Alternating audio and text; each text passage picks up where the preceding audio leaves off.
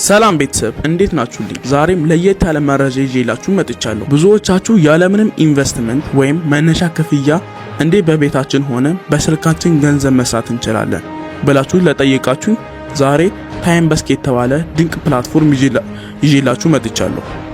በዚህ ቪዲዮ ውስጥ እንዴት እንደምንመዘገብ እና ስራዎቹን እንዴት እንደሚሰሩ እና የሰራችሁትን ገንዘብ እንዴት ወደ እጃችሁ እንደምታስገቡ ደረጃ በደረጃ አሳያችኋለሁ። ሰብስክራይብ ያላደረጋችሁ ካላችሁ አሁኑኑ ሰብስክራይብ በማድረግ ቤተሰብ ይሁኑ።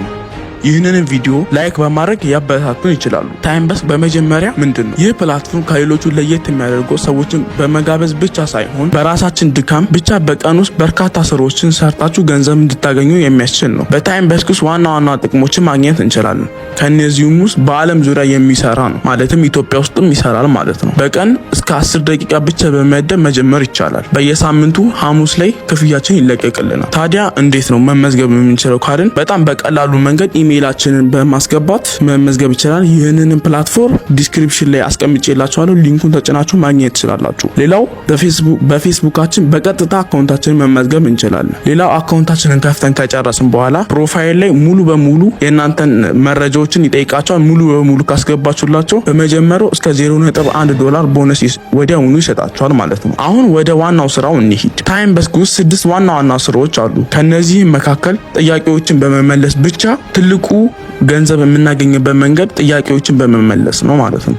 ሁለተኛው ደግሞ ማስታወቂያዎችን በማየት ብቻ ገንዘብ የምናገኝበት አንዱ መንገድ ነው ማለት ነው። ሌላው ሶስተኛው ደግሞ ታስክ ነው። የሌሎች ሰዎችን ማህበራዊ ሚዲያዎችን ላይክ፣ ሰብስክራይብ፣ ፎሎ በማድረግ ገንዘብ የምናገኝበት አንዱ መንገድ ነው ማለት ነው።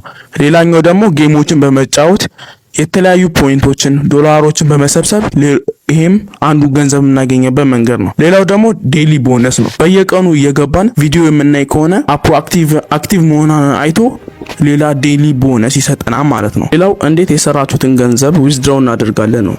ይሄ ብዙዎቻችሁ የምትጠይቁን ክፍያው እንዴት ይደርሰናል የሚለው ነው። ቢያንስ $10 ስንሰበስብ ክፍያው ይለቀቅልናል። በየሳምንቱ ሐሙስ ቀን ላይ ማውጣት እንችላለን።